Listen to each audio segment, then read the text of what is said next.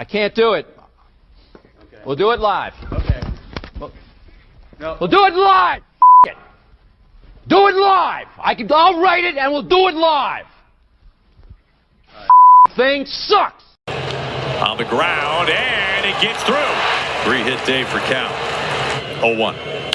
Ground ball hit firm to the left side for a base hit. Winning run in scoring position.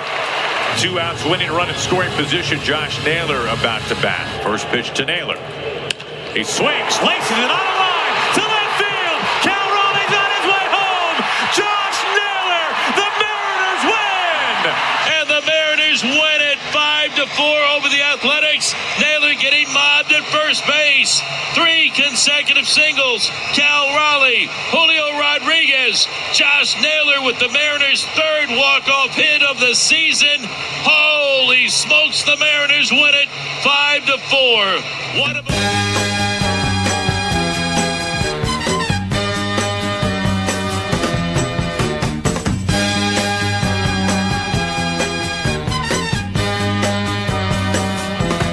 Bluest skies you've ever seen in Seattle, and the hills the greenest green in Seattle,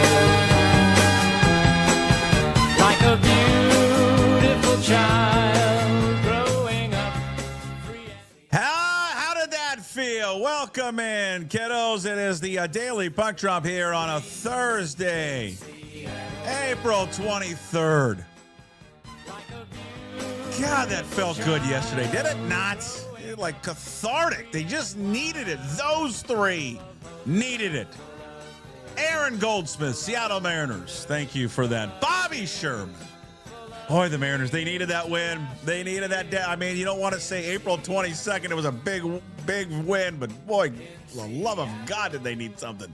It was great to see the big 3 come through. Julio, Cal, Josh Naylor. We'll get you covered on all of it coming up on today's Daily Puck Drop. We always appreciate you checking in every single day with us. We are honored. We are grateful for your continued support here on the Daily Puck Drop and Puck Sports. Thank you very much. We are inside the Limback Lumber Studios. Big thanks to Limback Lumber for making this possible. Contractors have got free deliveries, everything from whole house packages to homeowner do-it-yourself projects, the largest stock moldings in the Northwest. Old school service because they've been doing it since 1930. Give Limback Lumber a call, 206-782-3487. Visit them at limbacklumber.com. Visit me on social media. Boy, that's a fun place. Gotta love it. Puck Sports everywhere except for TikTok. It is Puck_sports. And please go to pucksports.com. There you can become a world-renowned member of the Pucks Posse. We give you bonus shows throughout the week and special shows as well. But the 3 primary shows, Sports Pit with Matt Stretch Johnson out on Tuesdays. Inside Pitch with Ryan Divish, exclusive for Pucks Posse members, the full show on Wednesdays. And KJ-Arent's coming up today with Mitch Levy, Mitchie the Kid. But we play Mitchie the Kid live during the Daily Puck Drop. And then once it's over, the only place to watch or listen to it is if you're a Pucks Posse member. All right, we'll get to the NFL Draft, our NFL Draft preview. We have a special show that's coming up today, but the NFL Draft obviously will be front and center for today, as it is the first day there of the NFL Draft. And again, we'll expect what the Seahawks are going to do or not do. I don't know. I doubt they're going to do much because when we played this clip or we talked about it earlier in the week, John Schneider even told all of you, we've got one goal in mind for today. It's you're blessed enough to win a Super Bowl, right? And then the 5th-year option right there. And I mean, it's no secret with us guys. I mean, we have 4 picks, so we'll be looking to move back. And people are usually understanding that, I think we tend to trend backwards, trade back. Well, trade backwards, whatever. He does. I'll be honest with you. Did he just get out of the shower there to John Schneider? Can we dry off the hair a little bit? Just looked hot and sweaty. And what the hell's going on with it? Looked like he was on a Vegas bender for like 3 straight days. Looked like I was back in the day when I forgot to wake up with the equipment for one Mitch Levy. That's what I looked like right there, is how John Schneider looks leading up to the NFL draft on day one. We'll get to Mitchy the Kid and another edition of KJ-Arent here momentarily. We talked about the big three. Again, it's April. You don't want to say it's a big game, big victory, but it was. You want to avoid the sweep of the A's, obviously. But the three guys coming through last night or yesterday afternoon was great. Julio, Naylor, and Cal in that 5-4 win. Cal, third straight game with a home run, 3 for 5. Julio was 2 for 5. He's heating up. Well, he has been heating up. And Naylor, 3 for 5 in the game. Julio, last 13 games, his slash line, 347, 429, 469, 898. Cal in his last 12, 265, 315, slugging 551, OPS over 860 with those 4 home runs. 3 straight games with a home run. And then Naylor in his last 9 games, 353, 395, 588, and 983. So it appears to be trending, feels like in the right direction. At least those guys are starting to get it going a little bit more. And certainly a much-needed win there yesterday. All right, coming up next, it is KJ-Arent, the live edition with one Mitchy the Kid. Before we get to Mitch, a word from Georgetown.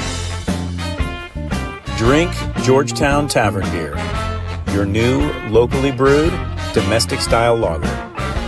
4.2% alcohol. Cheap, good, local. KJ-Arent, we are back. One Mitch Levy. He is waiting. He's chomping at the bit to give his final mock draft before 5 o'clock tonight. Who are Mitchy's top 10 picks and who are the Seahawks going to take at 32?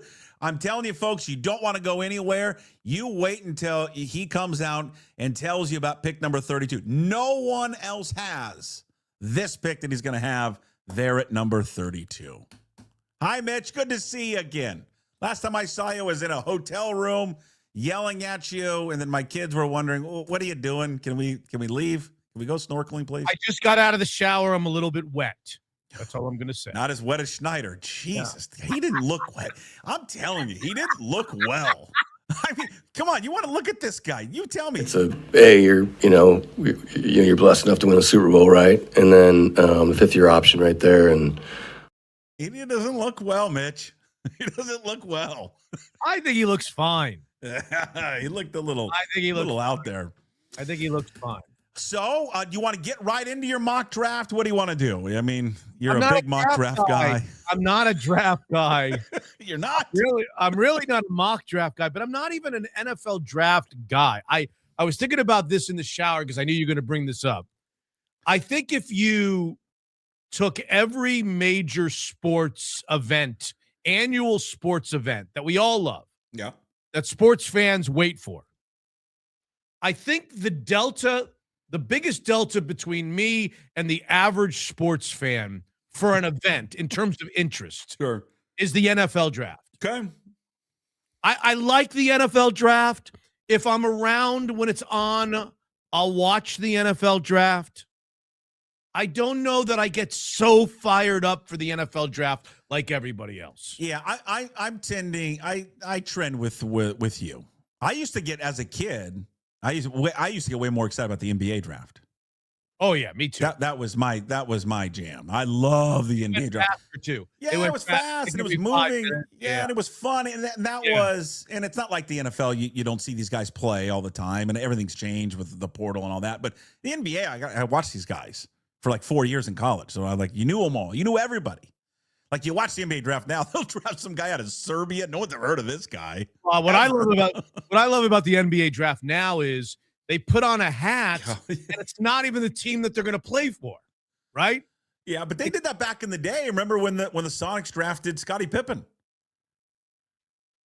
Yeah, but nowadays so many trades are made before the pick is made. Yeah. That I don't know why the NBA just insists on putting the wrong hat. They know the NBA gives these guys the hats knowing it's not the team they're playing for. And it's like 10 out of 20. It's not 1 out of 25. It's not Scottie Pippen. Right.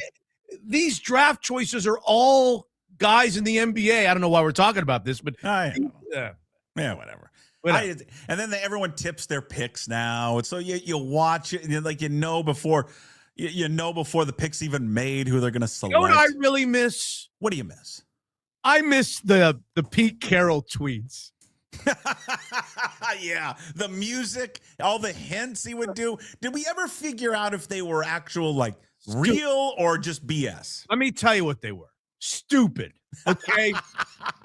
Corny, stupid, like everything else that guy did. Hey, I was listening this week. I want to get to something here on Monday because I thought you and I were friends. I thought you respected me. What did I do? Well, last week when we do the show in Hawaii, and I said, hey, I got to do it at this certain time. And like, well, I can't make it. Can you do it later? And I said, no problem. I'll put my plans on hold for you. And one of your last texts was, I really need this for the show on Monday. Oh. So, as I, like many of the thousands and thousands of fans that you have who cannot wait for the Monday morning Mitch Unfiltered podcast to drop, and I get it on my phone, and it pops up. It says it's new show. Yeah. And then I go to the new show, and I'm like, table of contents. Yeah. Hot shot. The no table M's. Joe Doyle, Brady Farkas, love him. Danny O'Neill, could do without him. And then I'm like, where? Just joking. And I'm like, where's the KJ-Arent? Why did we get on the chopping block? See, you just compared yourself to all the other people, the like 6 people that like to listen to our show that looks forward to Mondays. But what you didn't mention is that the only reason that you wait for Mondays is to hear yourself on the show. Okay. The other people, they're actually, that's all you care about. Why did we get the chopping block? I mean, come on. I thought it was a good show. Why did you decide it's not good enough for Monday's show? Well, there were probably a couple of reasons. I can't remember exactly why. Oh, you can. Just be truthful. I can take it. No. Because I have to go back and listen to.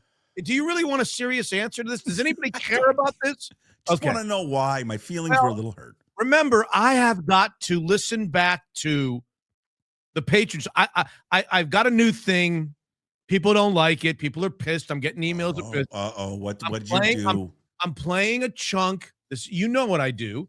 I'm playing a chunk of a patron show on the news show to help try to sell the patron shows that we do throughout the week, get more subscribers. Yeah. So I am dedicating about a 15 to 20 minute section of the free Monday shows out of 2 hours. It's normally about a 2-hour show. I'm dedicating 15 or 20 minutes to a patron thing that we did the previous week to say to our listeners who aren't patrons, hey, listen, this is good stuff. Puckett's really funny. It's great. Yeah. You know, Danny O'Neill, whatever, slick.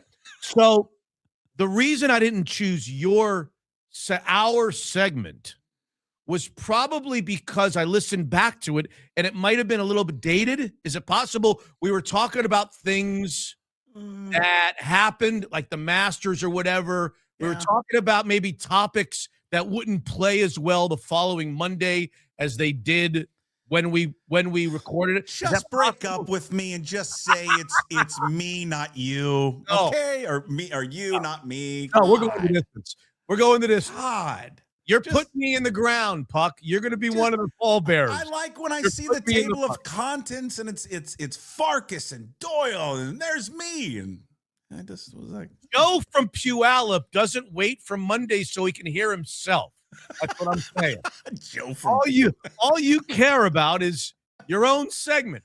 If you want to listen to your own segment, why don't you just listen to it on your platform? No, I hate listening to myself. Do you like listening to yourself? No, I don't. Oh my God, I hate. Who does? God, I remember in school and our teachers would at Washington say you'd have to go and listen back to everything. You have to. And then God, we'd had this one TV class where we did I'm sure you did this at Syracuse, right? Where you had to. They'd give you a an incident, something. It's a house fire. You got to get there's a family in there.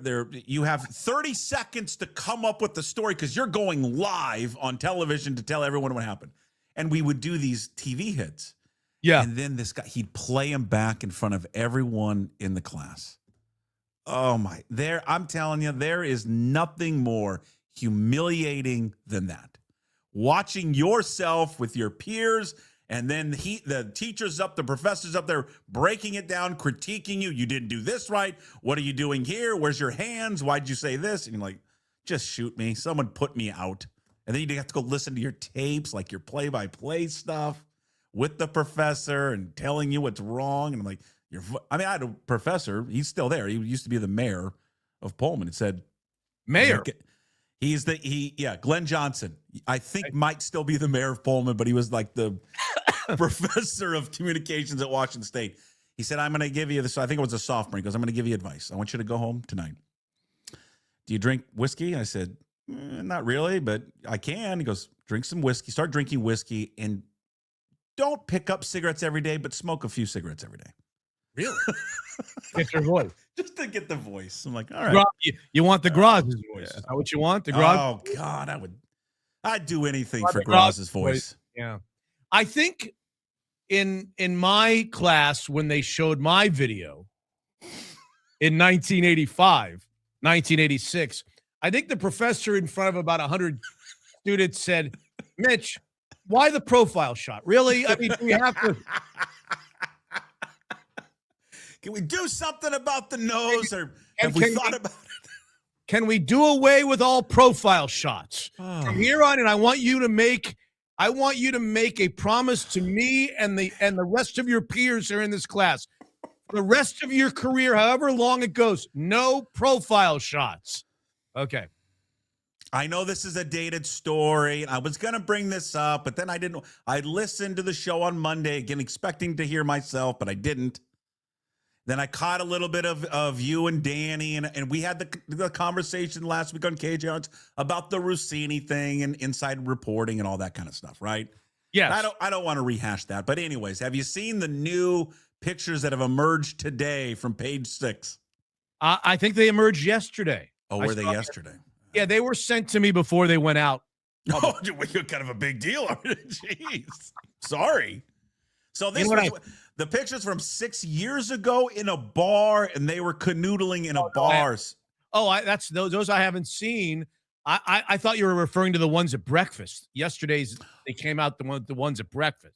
Yeah, right? so there's those ones, the new ones from breakfast in Sedona, but now there's a new one that came out today in Page 6 from a bar 6 years ago that they were all over each other. What I love about the latest in this story, my favorite part of the latest in this story, is that it came out yesterday. It was like publicly released. Listen, I need some help. I'm going to miss day 3 of the draft. Like, that's the punishment. That's a reward for him. And I was like, how about day 1? I can't just start on Thursday. Why are you waiting on Saturday? What do you don't care about the 6th and the 7th round, the 5th, 6th, and the 7th? Why don't you miss if you were a real man, miss day 1? Why does he have to miss any of the draft to go to counseling? Can't this wait till after the draft? No, he wants all of us to think I'm paying a huge penalty. I'm missing day 3 of the draft. Oh, what? Oh, how about his apology? What? God, I watched that. I watched it several times. That wasn't an apology. Well, whatever it was. Yeah, but I mean, here's what I think. I think, and I told this to Danny, your favorite guy. Yes, ring the bell. I think that the 31 owners, the 31 general managers of the non-Super Bowl champion teams, the other 31 general managers not named John Schneider, should have a Zoom today. Okay? And they ought to all put up their right hand and say, we solemnly swear and promise that we're not going to trade for the 32nd pick. They should, as a 31 group, everybody has to agree. No one in this room, no one in this Zoom is going to give John Schneider anything for the 32nd pick. We're making him pick at 32. And you got to go right down the line, like alphabetically. Atlanta, we're in. Baltimore, we're in. Okay? Cleveland, we're in. Nobody is trading with John. We're boycotting John Schneider and the 32nd pick. He has to make a selection. at 32. Oh, he's not going to. He's not going to. He's going to trade out, trade down, do whatever. But we'll see. We'll see. Maybe he can't trade. I don't know. He was so public about wanting to trade out. Maybe he can't get out of it. Maybe one of these guys that's going to sit down in your family room and watch this? No, I'm going to go watch a softball game. Okay. No, I'm not. I again, whatever. I like it. I don't love it. I understand why people do. No, it's not. If they were picking, here's the thing. If they were picking number 1 or the top 10, I'm more invested in it. They're picking 32nd. I don't really care that much about it. But it's a good time to remind everyone, starting at 3:00 today, a special NFL draft preview show with all the heavy hitters on Puck Sports. So, who are the heavy hitters? We've got leading us off is Michael Shandugar from The Athletic. He's a heavy hitter. He would be a heavy hitter. And then Bob Condotta with a sweatshirt and all from the Seattle Times. Robert Condotta. Yeah. Then we've got with two guys that we've been doing a show. Did I give Bob Condotta his radio start? Did you? I don't know. I think Greg Bell's first ever radio appearance was on Mitch in the Morning. Was it? I think so. New midday show host. Yeah. I think all these guys were on the Seahawks roundtable on Sports Radio 950 KJ-Arent. That's back in the day when we were on a signal that nobody could get in downtown Seattle. Yeah. Can they still get it?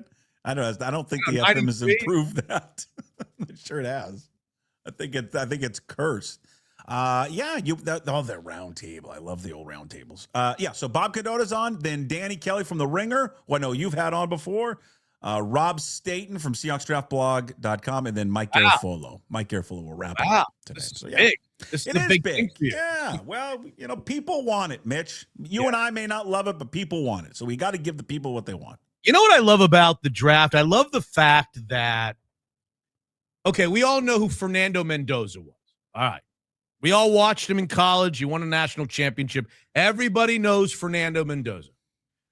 But of the 32 people that are going to be drafted in tonight's first round, here's my question. You answer this. All these experts, all these mock drafters, let's just take and I love Danny Kelly. I have him on our show. How many of these 32 guys that are going to be drafted in the first round did any of us even know their name 4 months ago? 4 months ago. Well, you know some of them because you watch college football. But how many? Really, how many?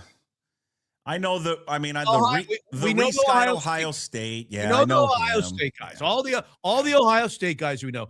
But come on, there's like 20. There's going to be 15 to 20 people selected in the first round, where everybody's going to talk on TV like we've known them since childhood, right? And we haven't. We didn't know if I had given you their name in October during the college football season, you would have had at least 15 of the 32. You would have had no idea who they are. Sure. Yeah. But it's still exciting. I still get it. But these fans, people get excited for it. It's something new. Yeah. All right, that's fine. I'm not telling you not to get excited. Man, no, feels like you are. No, I'm not really. Not really. No. I did something yesterday. I don't know if you do this. Something tells me, and it's not a commentary on you, but it's something I think that you may do. What's that? When you go to the driving range at whatever private club that you're at, are you an earbuds guy? No. Neither am I until yesterday when I violated that.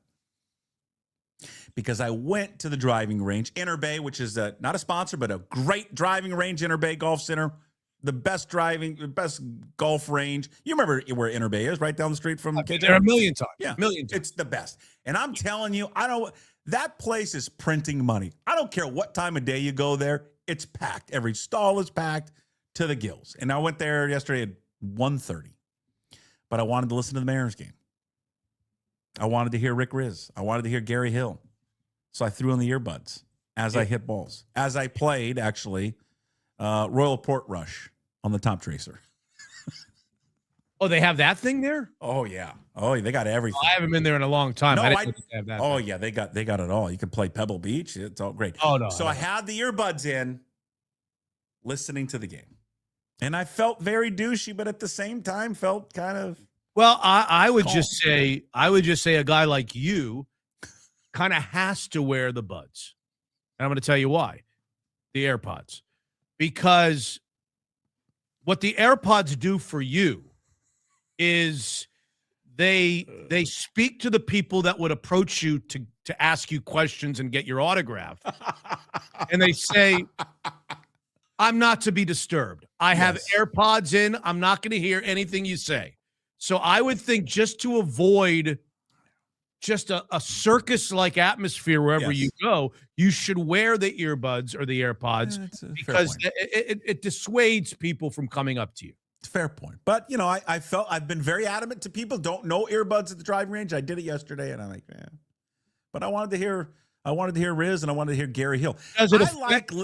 I have never worn in my life, I can tell you this, that I have never swung a golf club one time with AirPods in my ears. And I've always wondered about the people that do. It's normally the younger guys. Sure. The real players, the guys that really the guys that have the aiming sticks. They got a lot of the aiming sticks down.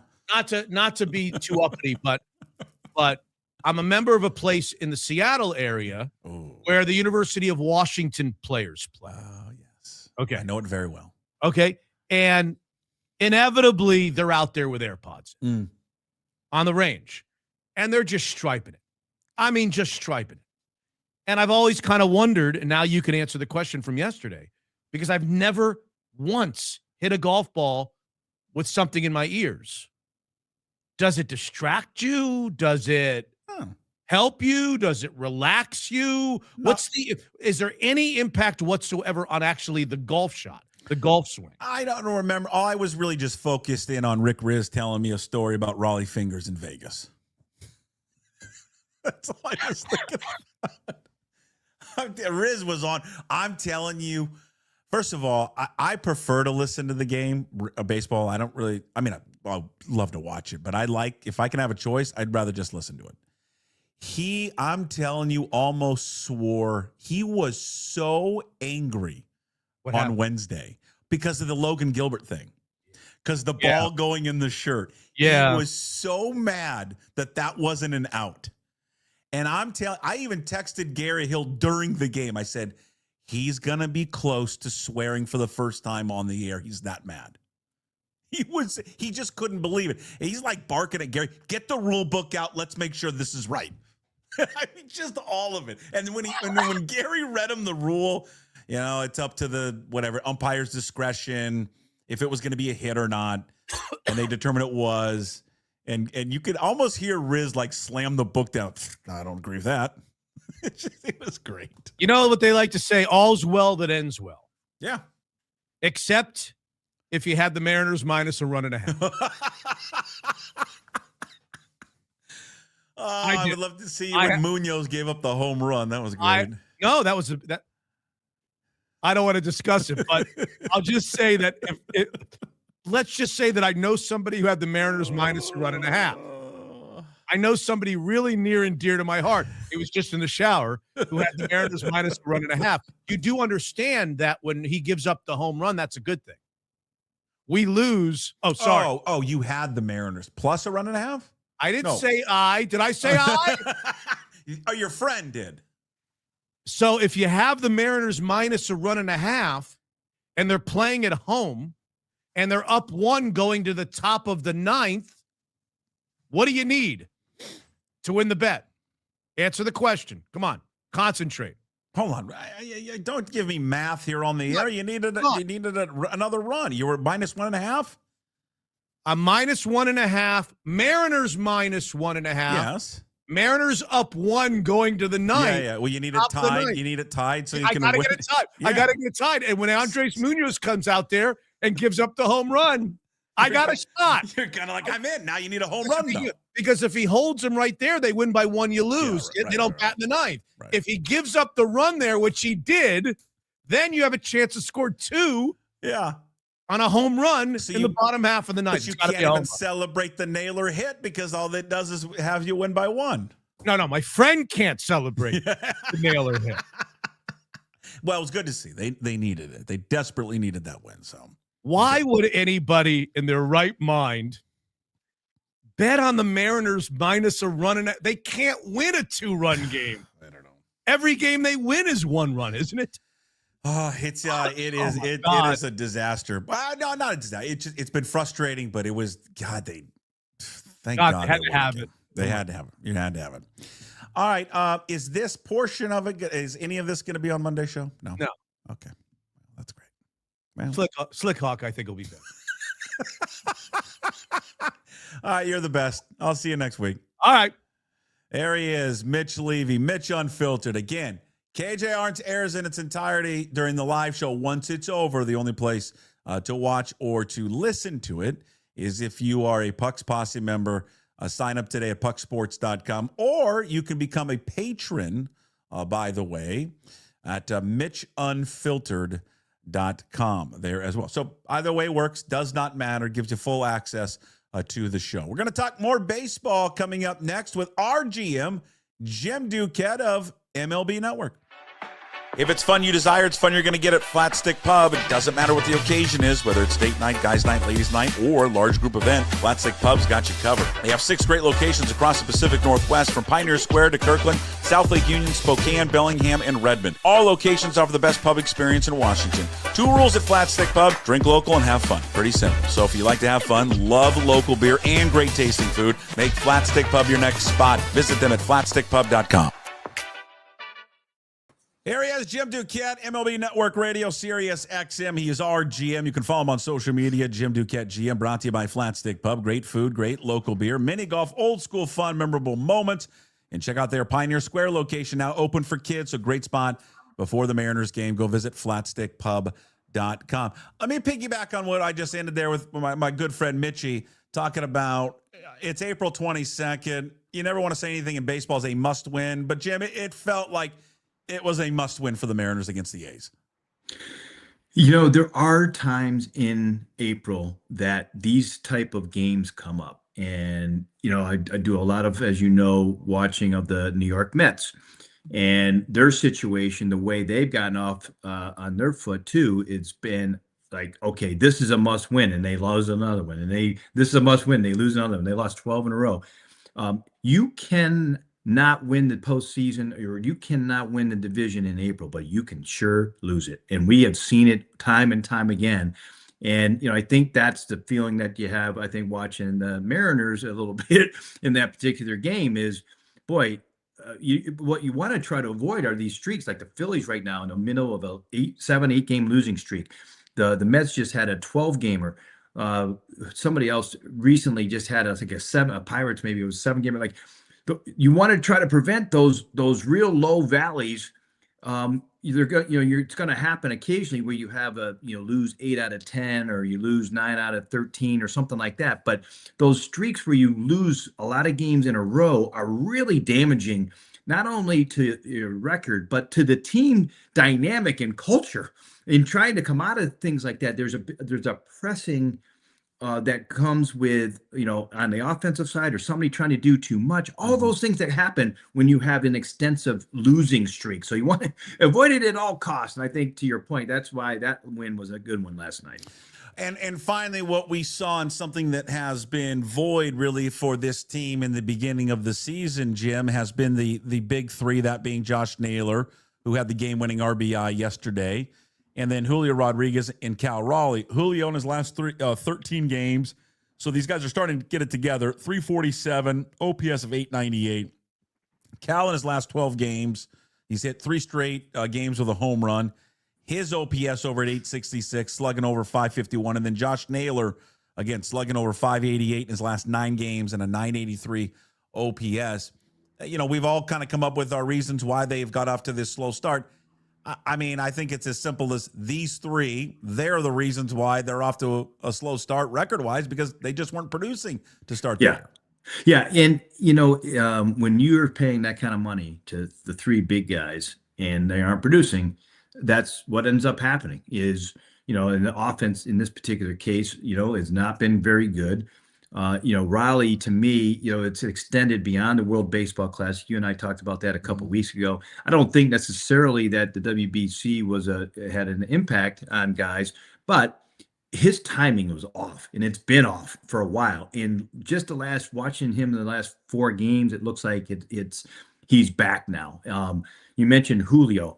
I looked at his numbers yesterday, ahead of coming on with you today, and his numbers on this season are almost identical to what his career numbers are through April. Like, it's unbelievable. We've talked about this how many friggin' times, you and I know on your show, and he's still sitting there with the slow start. But like you mentioned, last 12 games, it's been a lot better. And I'm not surprised at Naylor in the sense that when you get that big contract, I've seen it around the league, first month or 2, or sometimes it's 6 weeks out of the gate. The guy's trying to do too much. He's trying to prove the contract. Doesn't matter what you tell him. They go into this funk that they need to do something to justify the contract. And I think it's all that is with Naylor. Like, that guy can rake. He likes being there. He wants to be there. He'll hit there. I think you just got to give it a little bit more time, and I feel like he'll be fine too. We'll get back to the Mariners for a quick second, but it was on top of my mind. I think I just saw a highlight of it. Shohei Ohtani, I think we talked before the season started, and there had been this thought that one of his biggest goals this year, I mean, he's won, I think, 4 MVPs. Right. They have 2 or 3 World Series titles. The one thing that has eluded him is a Cy Young. And there had been this talk out of LA. That was what his goal, like one of his goals, personal goal, was to win a Cy Young. I mean, he's unbelievable. And I know we throw it around all the time, like he's the best ever. I don't know how you can argue against it. He's the best I've ever seen. And he's got an ERA now. What is it? 0.39 now? Yeah. It was 0.50 going into the game, and he went 6 shutout innings.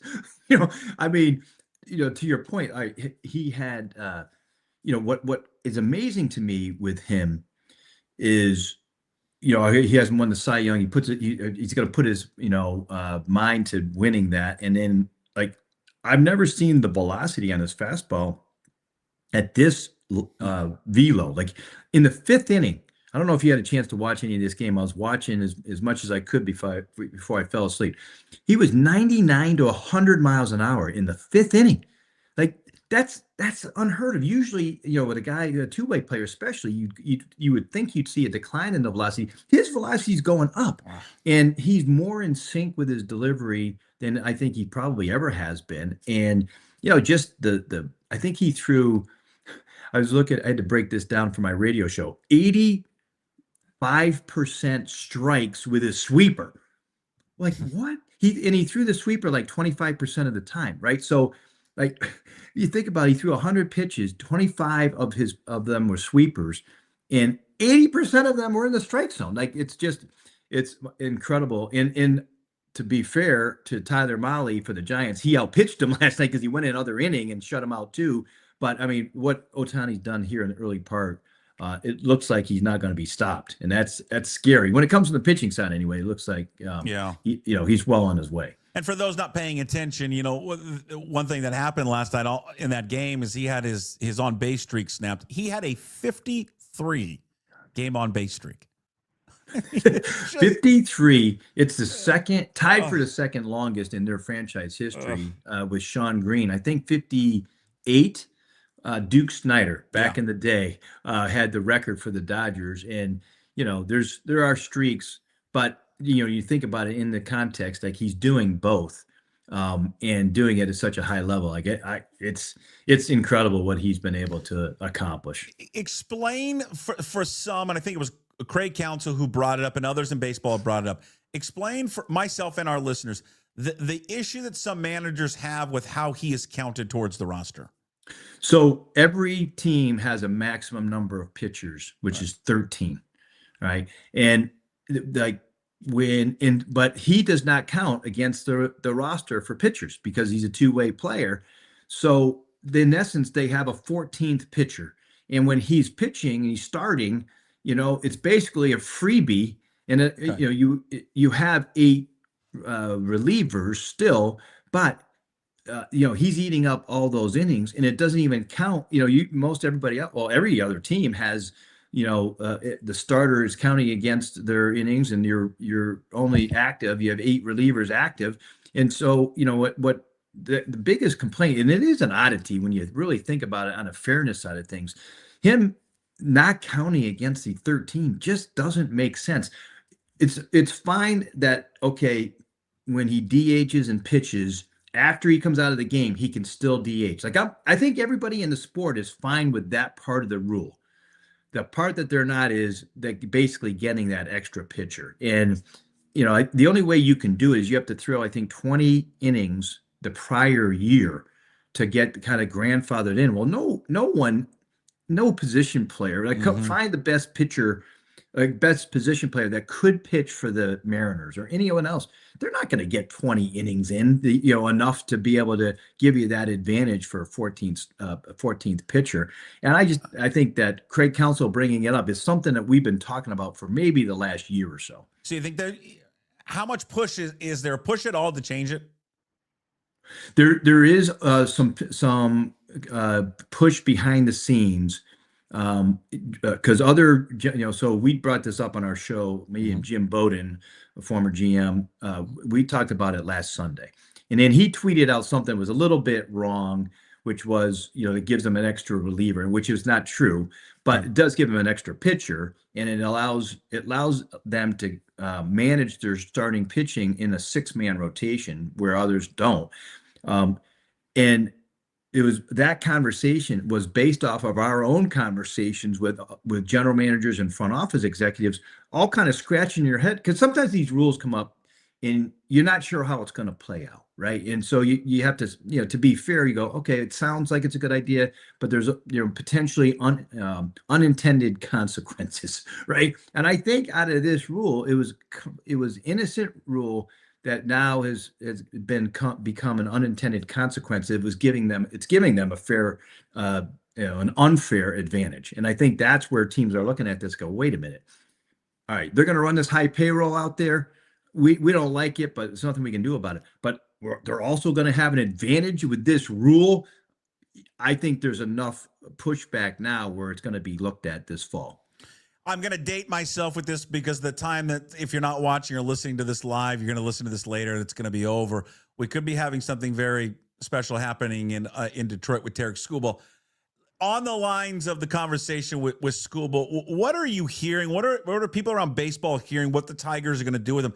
Is there a chance they present something to him where he stays in Detroit? Or is they've conceded there's no way he's coming back? They have not.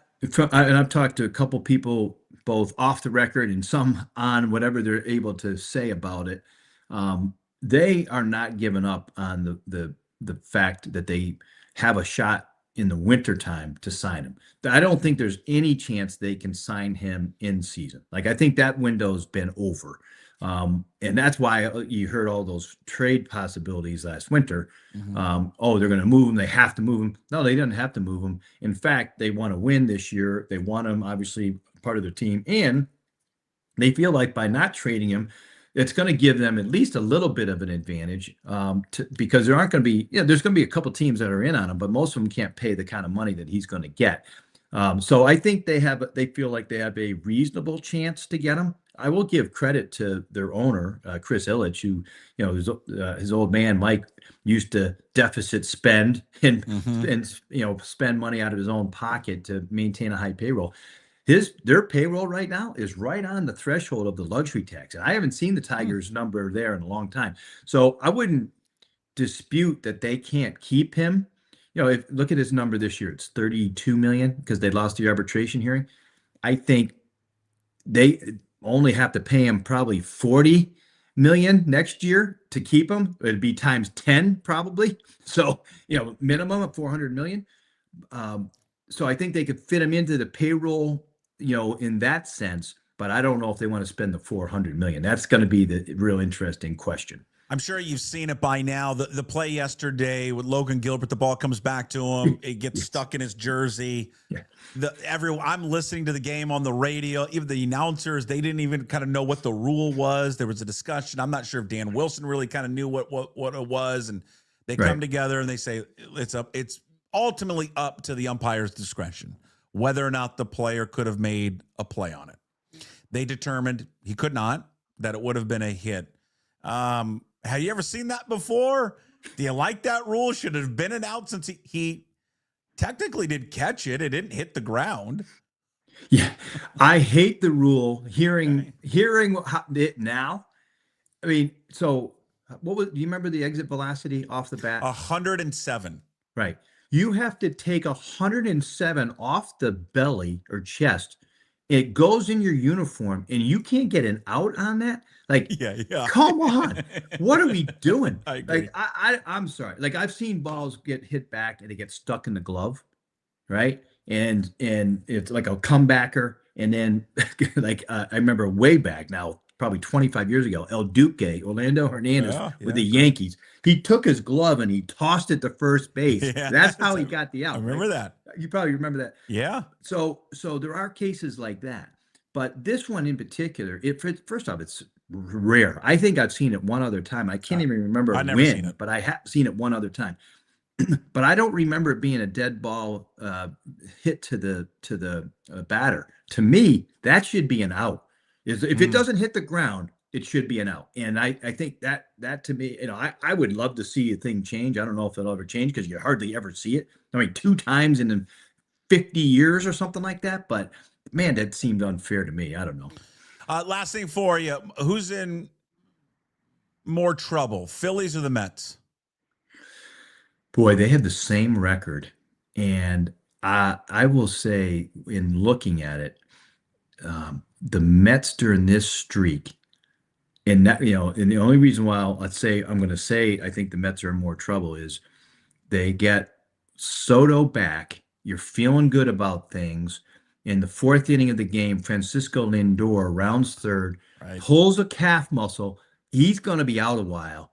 So they just got healthy with their 2 stars. Now their shortstop is going to probably go on the injured list. I don't know if they can overcome this. And their offense was so bad during this stretch. The Phillies offense, have you seen it lately? It's bad. It is really bad. Surprising though, with all the players they have, but they have a lot of stars, but it's bad too. But their pitching is still, and they're getting Zach Wheeler back. They just old friend Taiwan Walker got his release. But Wheeler is coming back, and now I think their rotation looks like they can withstand some of these kind of downturns, and it takes a little bit of pressure off the offense. So I'm going to say that I think the Mets are in more trouble than the Phillies. Having said that, I do think that the Mets can make a little bit of a run. They got to take care of some things and have a little bit more sense of urgency. They have a young rookie pitching today, Christian Scott, who I really like, and they needed to move one of their starters into the bullpen. So there's some things like that you can do in the front office when things aren't going well, and send a message. And I think that'll hopefully get them on track here, at least in the short term. Okay. You are the best. Jim Duquette with us every single Thursday, former GM of the Mets and Orioles, at Jim Duquette, GM there on social media, brought to you by Flat Stick Pub. Tell everybody where they can watch you and see you daily, and then the show on Sunday, please. So my show, you can get me on SiriusXM, channel 89, Monday through Friday, 10 o'clock Eastern time to 1 p.m. Eastern time. And my Sunday show with Jim Bowden called The Front Office, also 10 a.m. to 1 p.m. Eastern time. He and I get every general manager on there. We haven't had Jerry DiPoto on in like a week or 2 weeks, so we'll probably have him on like 2 more weeks. Like we get Jerry's our best, our favorite. So is Justin Hollander. So we get one of those 2 guys on there a lot. So just for that reason, Mariners fans, listen to the show. And I got to ask one last question. Sure. Where's the flower necklace? Where's the lei? Do you have any evidence that you were in Hawaii? Well, I mean, a little bit of a tan. I mean, I don't know. I mean, a little bit of a color. Yeah, when I talked to you, it was raining, so you got better weather. Yeah, we finally got some. Yeah, we got some sun. Finally, the last few days, we got some sun, so that was good. So we made it out alive. Thank you. Welcome back. All right, we'll see you. Thank you, Jim. All right, talk to you next week. Bye. Hi, I'm Bo with All Aces Concrete Coatings. Garages are my favorite part of the house. I chose to partner with PenTech because they give me the proper tools and support to do my job right. My favorite part of doing the garages and any flake system is the transformation that happens in one day. Again, big thanks to Jim Duquette joining us, MLB Network Radio, Sirius XM Channel 89. And again, his weekly appearance brought to you by Flat Stick Pub. I'm going to give you a little Kraken light, little full Fitz light. Our final visit with Everett Fitzhugh, normally on Thursdays. Of course, the Kraken season over. The playoffs are underway in the NHL. We're going to get to that in just a few minutes. The full interview with Everett Fitzhugh will be up on our YouTube page, Puck Sports, for the full 20 minutes. We're going to give you a few minutes of that, just talking about the offseason press conference that they just had yesterday. But it's a big day, even though Mitch and I, we will poo-poo it just a little bit, or not poo-poo it. It's just, you know, I get how big the NFL draft is for a lot of people. It's exciting. I totally get it. I'm not one that sits down and watches it, the entire thing. I kind of come in and out of it. But it's a big deal. It has become almost like a holiday. I mean, we focus a lot of attention on it. We've had shows leading up to the NFL draft. We've got a special NFL draft preview show coming up today, live on YouTube and X, starting at 3 o'clock. We'll get to all the lineup here in just a quick second. But leading up to the draft, we've been doing the Best Bald NFL Draft Preview Pod with my good friends Danny Kelly from The Ringer and Rob Staten from SeahawksDraftBlog.com. And for the last several weeks, we've been previewing who these guys like, what's expected of this year's draft. Could there be a familiar name coming to Seattle in this year's draft? And what are they going to do? And what are the needs for the Seahawks? Just get a pick that works. And I'm kind of the mentality, Pug, that if you just take one of these guards and give it to John Benson and go, just do what you did with Gray Zabel a year ago. That's a way to me to maybe get a successful pick out of this. So I'm very much down for I've said it, I wrote it yesterday, give me the best offensive lineman or defensive lineman front seven player, 32 and 64, trenches all the way. Give me that. That's my preference. Jonah Coleman. You guys really brought up Jonah Coleman. We're talking about, oh God, I think this would be a great fit. And then the world picked up on it. And then everybody was talking about Jonah Coleman. He's a hot name right now. Yeah. Yeah. So now I'm convinced, Danny, that they're not going to select Jonah Coleman because it's too obvious. Right. So this is how much I read too much into everything. Yeah, I could see that. I mean, now I'm worried that he's not going to last quite as long as Rob and I were thinking he might last. Like, right. I was kind of envisioning 3rd or 4th round. But he is kind of a hot name right now. And there's not very many running backs in this class. There's just not very many. No. So, for teams that do need a running back, I think it does help that the Seahawks are pretty much the only team in the NFL right now that like really need a running back. So maybe there's that working for them. But yeah, I think, they might have to reach for him a little bit, and they may not be inclined to do that. I think they are going to draft him. I think I think the NFL is probably going to look at him and say, okay, size, bit of an injury impact to 2025. Not quick. Like he's not a fast runner. Like there's a reason he didn't do a 40. Like he's probably a 4.65 runner. I think his kind of range is probably early 4th, and I think they're going to take him at 96. Get to Rob Staten's mock draft here in just a quick second, but I do want to preview what we have coming up today. Start live at 3 o'clock on Twitter, X, and YouTube.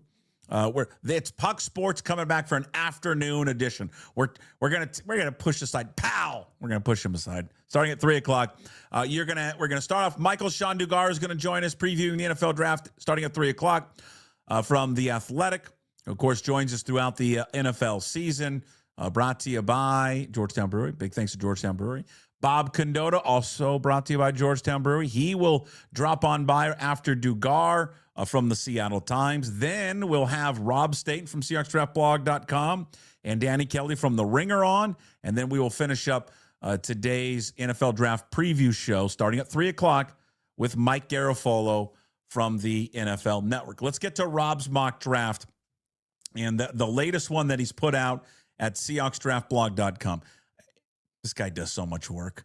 I mean, it is unbelievable, the amount of effort and work what both of these guys do, by the way. And it's a labor of love for both of them. But in Rob's latest mock draft, we talked about it on previous shows leading up to the draft. At number 32, he has them staying there and selecting Chris Johnson, the quarterback out of San Diego State. Obviously, they're open to moving down. The word is maybe they don't get an offer that they like. He's also mentioned Tradan Stukes. He's out of Arizona. Could also be another option there for Seattle. Pick number 64, he has them take an edge rusher out of Auburn, Kieran Crawford. Pick number 96, which he said there, Jonah Coleman out of the University of Washington. He also has him in pick 154, taking Dalton Johnson, the safety out of Arizona. And then another Washington player with pick number 88, the guard Carver Willis. Again, that is Rob Staten's mock draft. You can see all of his picks for the first round, by the way, and all this other information at SeahawksDraftBlog.com. Now, for Danny Kelly at the Ringer, he's kind of gone back and forth in terms of what he was looking at in the earlier mock drafts. Was looking at corner. In this mock draft that he has out at the Ringer, go check it out, theringer.com/NFL draft. He's got a guard out of Texas A&M, Chase Basantis. And hopefully I'm pronouncing Chase's name correctly, out of Texas A&M. This makes me wish for just a moment, if they did get Chase, that I was still on the radio so Chuck and I could argue about taking linemen out of Texas A&M. Because Chuck is a very anti-anything from Texas A&M when it comes to offensive linemen. And he and I would get into it, and I would say it's different every year. They're not the same, and they don't have the same coaches, and none of it matters. It's just a few examples that worked out. But anyways, he's a guard, Texas A&M, a junior, 6'5", 315 pounds. It would be a second year in a row they would take a guard after taking Gray Zabel a year ago, which was just a terrific fit. This gives them an option there with Anthony Bradford. This is a team that won the Super Bowl. You still look at the team and say if they could upgrade somewhere along the line, it would be Anthony Bradford's role. As Danny writes, heavy-handed interior lineman who can drop his anchor against the bull rush, block with the right amount of nastiness. He was a 3-year starter for the Aggies. He played right tackle in his first year before switching over to left guard in his final 2 seasons. And again, as Danny writes at the Ringer, blocks with a heavy, powerful punch. He shocks opponents with a thudding strikes. Good balance and pass protection using superior upper body. He just kind of looks like the type of player that Seattle would like. So, again, keep an eye out on him. That's who Danny Kelly has the Seahawks taken there at pick number 32. And we shall see. We'll see if they keep it. I mean, we played the clip earlier of John Schneider. He obviously wants to get out of it. He made no secret about that in the press conference earlier this week that he would very much enjoy getting out of the first round and acquiring more picks. All right, coming up next, we're going to give you a few minutes of the full fits with Everett Fitzhugh, recapping, just kind of putting finishing touches on the Kraken season, looking ahead to the offseason. What do they got to do to improve? And what are the next steps? So recapping the press conference they had yesterday. Everett Fitzhugh joining us here in the last couple of months here, breaking down the Kraken every single week. I love talking to Fitz. He's just super awesome, great positive guy. I love having him on, and he's just a great personality. But the full Fitz, the full show will be up on YouTube later. But we'll give you a little what do we call it? Full Fitz Light. Coming up right now. You want excellence in dining? Visit John Howie's Steak and experience premier Northwest dining. Prime custom aged steaks, award-winning wine, unmatched level of service. You won't be disappointed. Make your next reservation today at johnhowiesteak.com. Or teams that are playing right now here in the playoffs that the Kraken look at and say, God, we'd like to model ourselves after that team. Yeah, I think so. I mean, the gold standard has been Colorado. I mean, I go back to when they won the Stanley Cup a few years ago. 5 years prior to them winning the Stanley Cup, they finished 28 out of 31 in the NHL. It took them 5 years from literally almost worst to first. So Kraken are now, after year 5 of non-existent, to still, a bottom 4 team, bottom 5 team in the league, which has to change. But I think Colorado was a team that you can look at. They've also had a lot of good draft success. They have a lot of good players and scouts and talent identifiers. I think Dallas is another one. Dallas is a team that has had a lot of sustained success. They went through a 6-8 year period of bottom 5, bottom 8 finishes in the NHL, and now they've made the playoffs. I want to say 9 straight years, and they've gone to the conference finals in 5 of those years. But again, these things take time. So I would say Colorado. I'd say Dallas. The extreme is Vegas. They don't care about a system. They don't care about prospects. They are cutthroat. They will fire their coach with 8 games left in the regular season. I cannot remember the last time that Vegas had a draft pick on day 1 of the draft because they trade them all. But their whole mindset is, hey, it's Las Vegas. We need to put a winning product on the ice immediately because there is a lot of other stuff going on in this town. No one's going to sit in a rink for 3.5 hours when you're only there for a weekend to watch a bad hockey team. So that's the other extreme of it. But I would say Colorado. I'd say Dallas. I'd put Minnesota in that mix as well. Another team that has been largely built internally. Took them a while, but they are now a perennial playoff team. But they're now trying to make the next hump. They've not gotten out of the first round in quite some time, but they consistently make the playoffs, which at the end of the day, you're guaranteed 2 more home games, and you're a playoff team. So they're trying to get over that next hump in Minnesota. Season looks like what for the Fitzhughes? What do we pack up the family? We go full Griswold and we head east. What do we do? That's the best part about Seattle, man, is that where do we go for the summer? We go outside. We got a weekend planned to Leavenworth, so we'll do that. I've been down there for a day, but I've never stayed down there, so we're going to have another couple friends. Their daughter's a couple of months older than my son, so they'll hang out. They're best friends now. I got a work conference in Carolina. I'm going to go back to Detroit for a week, see some family. Maybe catch a Tigers game. I'm going down to Cincinnati. I'm a little bummed because the Reds play the Mariners in Seattle the same time that I'm going to be in Cincinnati.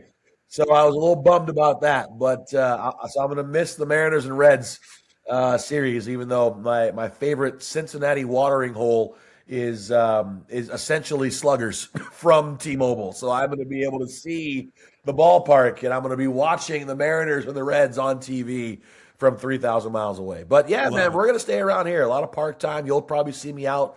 Ton of parks, playing hockey, playing baseball. I'll grab a few beers. I'll be at T-Mobile every day game. I got about 15 games on my schedule that I'm going to try to make this summer. So yeah, man, I love Seattle. I'm going to enjoy Seattle. When in the summertime, I love this place. Welcome to Hive Social, the social network that brings your real-world proximity to life. Tired of endless scrolling and fake connections? Privacy is built into the heart of Hive with easy-to-set-up safety fences and visibility controls. Whether you're here to hang out, network, or meet someone new, create events, share photos and videos, and keep the conversation going with built-in chats for every connection and every moment. Download now and see what's happening around you. All right, on this day, brought to you by Hive Social, again, the official Puck Sports Meetup app. Download it today, iOS and Google Play. All right, on this day, Thursday, April 23rd, a lot of baseball stories here on April 23rd. Ted Williams. Oh, man, Ted Williams. I'd love to see him play. 1939, Ted Williams hit his first major league home run while he was playing there for the Boston Red Sox. So there, way to go there, Mr. Williams. Nice job. Also, Hank Aaron, Hammer and Hank Aaron, 1954. He, of course, would hit 755 home runs.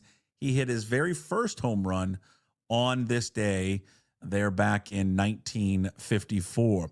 Let's see, some some NBA news here on this day. 1989, one of the greats, and many would say you can make an argument, the greatest basketball player ever.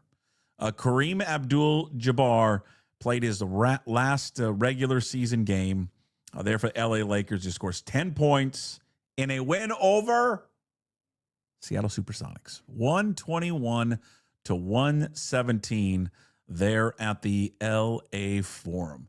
And, of course, Kareem, who was, again, he had the most unstoppable shot in the history of the NBA. You couldn't stop it. No one could stop the skyhook. That is on this day, April 23rd, all brought to you by Hive Social, the official Puck Sports social meetup app. All right, Hey What the Puck is brought to you by Tersuli Construction, from emergency response to full-scale rebuilds and remodels. Tersuli Construction is a full-service contractor handling your project from start to finish. Locally owned and operated out of Ballard, and proudly serving the Puget Sound area for over 15 years. If you're dealing with damage, planning what's next, call the team that does it all. Tersuli Construction, restoring what matters and building what's next. Give them a call at 206-793-3744. Please go visit them at tersuli.com. NFL Draft is the lifeblood of all these NFL teams, and it's the culmination of hard work from a lot of kids. There's a lot of mess in college football right now, and everything that's going on with the portal and players jumping all over the place, and you may not be in love with college football as much as you once were. I think what we all can appreciate, though, is a lot of hard work that these guys put in. These kids have put in for a good portion of their life, and so the dreams that are going to come true today, not only for them but for their parents and for their family. There's a lot of sacrifices that they've got to make. And it's very genuine, very real. And the one thing I do like about the NFL draft, and like about any draft, but is when you see these guys jump up on stage, get the hat of the team, and they hug the commissioner, you can see that raw, unbridled emotion coming out of them. And that is damn cool. It is damn cool to see, because they've sacrificed a lot to put themselves in a position to reach and accomplish a lifelong dream of being drafted by the NFL. Doesn't guarantee them anything, but they've accomplished a major goal that 1% of them ever get a chance to do. Very cool. That is Hey What the Puck, brought to you by Tersuli Construction. Again, restoring what matters and building what's next. Give them a call, 206-793-3744. Visit them at tersuli.com. Now, speaking again of the NFL draft, just another reminder. We are going live today on YouTube and X starting at 3 o'clock. We'll be back with you in about 4 hours or so, as I'm wrapping up right now. I got to stop time dating or dating myself and time stamping myself here on the show. I always forget. It's not old school anymore. We'll be back live starting at 3 o'clock, YouTube and X, Puck Sports. And leading us off today, Michael Shandugar from The Athletic, followed by Bob Condotta of the Seattle Times. Then we have the Best Bald NFL Draft Preview Pod. The duo is back together, Danny Kelly from The Ringer and Rob Staten from SeahawksDraftBlog.com. And then we'll wrap up our preview before the draft with Mike Garofolo from the NFL Network. Big thanks to all our sponsors for the NFL season. Flat Stick Pub, Georgetown Brewery being the two biggest. Thank you so much. Come on by, say hello. I'm going to guarantee you this. It's going to be a hell of a lot more entertaining than anything else that you're going to watch or listen to starting at 3 o'clock. I can guarantee you that.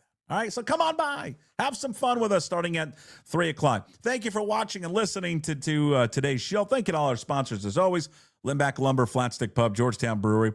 All Aces Concrete Coatings, by the way. Go give Bo and his crew a call. They do that really cool epoxy floor in your garage if you want it to look cool. Maybe you got a nice car there. You want to turn. A lot of people are turning their garages into gyms or hangouts. Bo is going to take care of you. He's going to put up custom cabinets in there as well. They don't do just garages. They also do. I mean, I've seen his work. It's unbelievable. Patios. They do pools. They do everything. And Bo is a great guy. Lives around the area.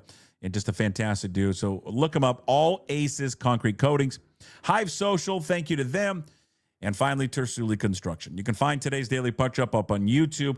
Please subscribe to that channel. Hit that subscribe button. Hit the like button. Leave a comment. Try to get to as many as we possibly can. We put everything up on YouTube, the full show. Plus, we break up all of the interviews and put them up separately as well if you just want to skip ahead and go to that. So Jim Duquette will be up there all by himself. So hit that subscribe button, leave a comment. Also find the Daily Punch Up on your favorite podcast platforms, Apple and Spotify. If you can, take a moment and leave a review and rate the show, please. Also, you can find all of this up at pucksports.com. including signing up to become a member of the Pucks Posse. It's just $5 a month. We give you bonus shows throughout the week. Tuesdays with Matt Stretch Johnson, Wednesdays with Brian Divish of the Seattle Times talking Imps baseball.